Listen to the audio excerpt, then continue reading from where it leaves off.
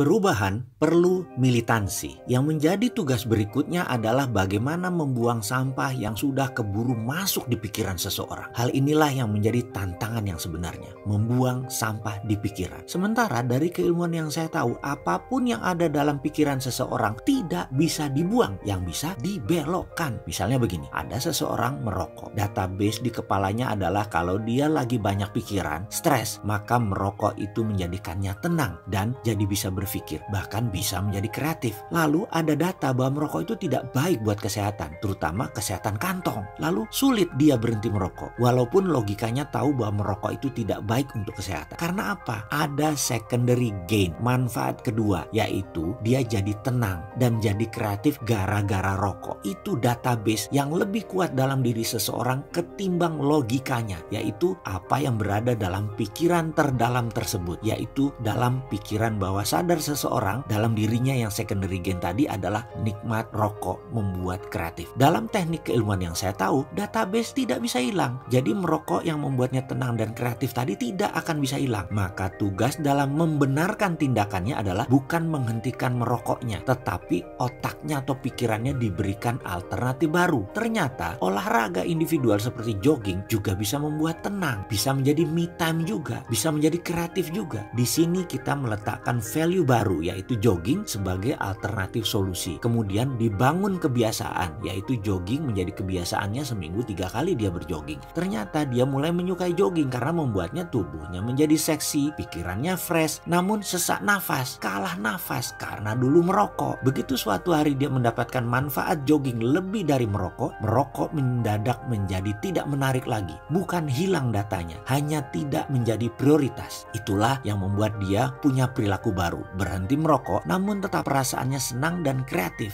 Lalu apa yang harus jadi perhatian kita dalam perubahan, yaitu perhatikan dasar-dasar pemikiran Anda. Millionaire Mindset Sadar Kaya adalah pelajaran tentang pikiran kemakmuran dan lebih kepada bagaimana menata atau membuat software kemakmuran. Sebelum gerak mengawali perubahan, ada kesadaran terbangun terlebih dahulu. Bahasa kerennya awareness before change. Benar, tanpa kesadaran tak akan ada perubahan. Susunan-susunan data akan menjadikan kita memiliki software kemakmuran. Kalau berantakan, maka berantakan juga programnya. Sekali kita memiliki program itu, kemakmuran baru tercipta. Dan untuk menjadikan semakin besar adalah pilihan Anda selanjutnya. Saya usahakan memberikan sebanyak mungkin contoh agar sahabat bisa mengikuti step by stepnya. Kita mulai dengan cara pandang dan reaksi. Pandangan dan reaksi Anda terhadap berbagai kejadian dan terhadap orang lain dalam kehidupan Anda ditentukan oleh dasar-dasar pemikiran Anda. Yang termasuk dalam dasar-dasar pemikiran Anda adalah ide-ide, kepercayaan-kepercayaan, pendapat-pendapat, dan kesimpulan-kesimpulan yang Anda tarik akibat masukan-masukan Anda. Hal-hal tersebut tidak hanya membentuk self-konsep Anda semata-mata, tapi juga filosofi hidup Anda. Semakin kukuh dasar pemikiran tersebut, semakin Anda yakin terhadap dasar-dasar tersebut, semakin kuat pengaruh mereka dalam memprediksi dan mengendalikan apapun yang Anda lakukan, apa yang Anda katakan, dan apa yang Anda rasakan. Jika Anda yakin bahwa Anda adalah seorang yang sempurna, penuh dengan talenta dan kemampuan, ramah, populer, sehat, energik, penuh rasa ingin tahu, kreatif, dan pantas mendapatkan kehidupan yang indah, dasar-dasar pemikiran seperti ini akan membawa Anda pada tindakan-tindakan seperti menetapkan sasaran hidup, bekerja keras, mengembangkan diri, memperlakukan orang lain dengan baik, bangkit dari kesusahan, dan kemudian pada akhirnya meraih sukses. Secara jangka panjang tidak akan ada yang dapat menghentikan Anda. Yang paling penting bukan apa yang terjadi pada Anda dalam hidup, melainkan bagaimana reaksi Anda terhadap apa yang terjadi kepada Anda tersebut. Juga bukan pula dari mana Anda berasal, melainkan kemana Anda akan pergi. Dan tujuan Anda hanya dibatasi oleh imajinasi Anda, karena imajinasi Anda itu bersifat tak terbatas. Masa depan Anda juga tak terbatas. Inilah dasar-dasar pemikiran dan keyakinan yang sesungguhnya Anda perlukan untuk menunjang potensi Anda.